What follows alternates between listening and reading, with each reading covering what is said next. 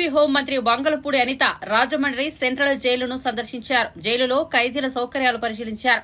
ఈ సందర్భంగా సెంట్రల్ జైలులో స్నేహ బ్లాక్ వద్దకు వెళ్లాక మంత్రి ఎమోషనల్ అయ్యారు. టీడీపీ అధినేత చంద్రబాబు 53 రోజులు ఇదే రాజమండ్రి జైలులో ఉంచారు. ఎలాంటి తప్పు చేయకుండా చంద్రబాబును జైల్లో పెట్టారని నాటి పరిస్థితి గుర్తు చేసుకుని ఆవేదన చెందారు. ఇవాళ పరిస్థితులు తారుమారయ్యాయని ఈ సందర్భంగా మీడియాతో మాట్లాడుతూ అన్నారు. క్షమాభిక్షపై ఖైదీల విడుదల ఆగస్టు 15కు ఉండదని హోంమంత్రి అనిత స్పష్టం చేశారు. ఆగస్టు 2వ తేదీ గాంధీ జయంతి రోజున ఖైదీలు విడుదల ఉంటుందని అన్నారు. కొన్ని ఫైల్స్ పరిశీలించాల్సి ఉన్న కారణంగా కొంత సమయం ఆలస్యమవుతుందని హోంమంత్రి వంగలపూడి అనిత చెప్పారు. 483 మెంబర్స్ ఈరోజు స్టేట్ వైడ్ ప్రిజనర్స్ కింద ఉన్నారు. అందులోని సుమారుగా అంటే ఓవరాల్ గా చెప్పాలంటే 700 ఓవర్ క్రౌడ్ ఉంది. ఇక్కడ కూడా రాజమండ్రి సెంట్రల్ జైల్లో కూడా 1200 యాక్చువల్గా కెపాసిటీ, ఇప్పుడు 1250 మెంబర్స్ ఈరోజు అక్కడ ఓవర్ క్రౌడ్ ఒక 50 మెంబర్స్ ఓవర్ క్రౌడ్ కూడా ఉన్నారు. అంటే ఇందులోని మేజర్గా మేము అందరం కూడా చూసేసరికి సాధారణంగా మేము గవర్నమెంట్లోకి వచ్చిన తర్వాత కూడా ఎక్కువగా గాంజా మీద దృష్టి పెడుతున్నడానికి కూడా కారణం కూడా ఇక్కడ మేము సెంట్రల్ ప్రిజన్స్ మేము ఏదైతే వైజాగ్ ఒకసారి సెంట్రల్ ప్రిజన్ నేను విజిట్ చేయడం జరిగింది. అట్ ద సేమ్ టైం ఇప్పుడు సెంట్రల్ ప్రిజన్ రెండోదైన రాజమండ్రి సెంట్రల్ ప్రిజన్ కూడా మేము చూడటం జరిగింది. విజిట్ చేయడంలో ఇందులో సుమారుగా ఇక్కడ సెంట్రల్ జైల్లోనే దగ్గర 376 మంది గాంజా కేసెస్ ఉన్నాయి. అఫ్ కోర్స్ వైజాగ్తో పోలిస్తే తక్కువే ఉన్నాయి. ఇక్కడ వైజాగ్లో దగ్గర 1000 వరకు అక్కడ గాంజా కేసెస్ ఉండడం అనేది జరుగుతుంది. ఓవరాల్ స్టేట్ అంతా కలుపుకొని ఒక 1700-1800 ఉంటే గాంజా కేసెస్, అందులోని కేవలం 1000 వరకు వైజాగ్లోనే ఉండడం కూడా మనం గమనించాల్సిన అవసరం కూడా ఎంత ఉంది. సుమారుగా మనందరికీ కూడా తెలుసు, ఈరోజు ఈ ప్రిజన్స్లోని ఎప్పుడో ఇంచుమించుగా 1861లో కన్స్ట్రక్ట్ చేసిన ఈ ప్రిజన్ ఇది. అంటే బ్రిటిష్ కాలం నాటికి ముందు నుంచి కూడా ఈ ప్రిజన్ అక్కడ కన్స్ట్రక్ట్ చేసబడి ఉంది.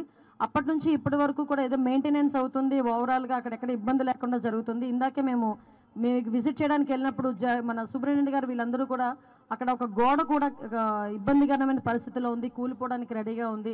ఆ గోడ కన్స్ట్రక్ట్ చేయాలంటే వెంటనే హోమ్ సెక్రటరీ గారికి చెప్పడం జరిగింది. ఇమ్మీడియట్గా ఆ కన్స్ట్రక్షన్ కూడా మేము ఏర్పాటు చేసి అక్కడ ఎవరికి కూడా భద్రతా సంబంధించిన ఎటువంటి ఇబ్బందులు కలగకుండా చూసుకునే బాధ్యత కూడా మేమందరం కూడా తీసుకుంటాం. ఈరోజు ఉమెన్ ప్రిజనర్స్ దగ్గరికి కూడా నేను వెళ్ళి విజిట్ చేయడం జరిగింది. నిజంగా చాలా బాధాకరమైన విషయం. వాళ్ళ క్షణికావేశంలోనో లేకపోతే తెలిసి తెలియని వయసులోనో తెలిసి తెలియక చేసిన తప్పులకి ఈ రోజుకి కూడా కుటుంబానికి దూరంగా ఉండి వాళ్ళు పడుతున్న బాధ. అదేవిధంగా నేను అక్కడ ఉమెన్ జైల్లో చూసిన ఫెసిలిటీస్ కూడా నిజంగా చాలా ఆశ్చర్యం అనిపించింది. At the same time happy కూడా అనిపించింది.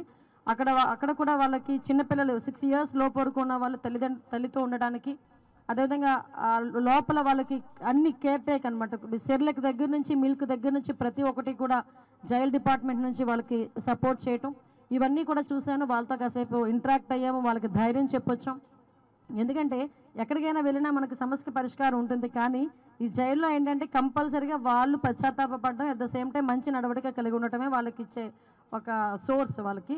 సో ఇవన్నీ కూడా మేము చూడటం జరిగింది. ఓవరాల్గా చెప్పాలంటే అక్కడికి వెళ్ళిన తర్వాత జైలు సిబ్బంది కూడా ఎవరైతే ఉన్నారో వాళ్ళందరూ కూడా వాళ్ళ తాలూకా కష్టాలు, వాళ్ళ తాలూకా ఇబ్బందులు కూడా చెప్పడం జరిగింది. వాళ్ళు అడిగిన అక్కడ కూడా హాస్పిటల్ కూడా ఉన్నాయండి. కాకపోతే మేము అడిగేది ఏంటంటే ఇక్కడ కంపల్సరీకి గాంజా కేసెస్ ఎక్కువ ఉంటున్నాయి కాబట్టి కంపల్సరీగా జైల్లోని ఒక్కొక్క సైక్రియాటిస్ట్ని మేము అందరూ ఏర్పాటు చేయడానికి మేము గవర్నమెంట్ కూడా ఈరోజు సిద్ధంగా ఉంది.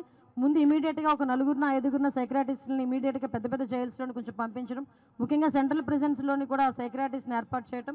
సైక్రియాటిస్ట్ వచ్చిన తర్వాత ఎక్కడైతే డీఅడిక్షన్ సెంటర్స్ కూడా కంపల్సరీగా మనకి జైల్లోనే లోపల సెంట్రల్ ప్రిజన్లోనే డీఅడిక్షన్ సెంటర్ కూడా పెట్టడానికి ఫెసిలిటీ కల్పించాల్సిందిగా మేమందరం కూడా గవర్నమెంట్కి మేమందరం కూడా గౌరవ చంద్రబాబు నాయుడు గారికి కూడా మేమందరం చెప్పి అది కూడా యాజ్ ఎర్లీ యాజ్ పాసిబుల్ చేస్తామని మీ అందరికీ కూడా తెలియజేసుకుంటున్నాం. ఇంకా జైలు సిబ్బందికి సంబంధించి వాళ్ళు కోరిన కోరిక ఏంటంటే మాకు పోలీసు సిబ్బందితో ఈక్వల్గా ఈఎల్స్ కానీ పోలీసు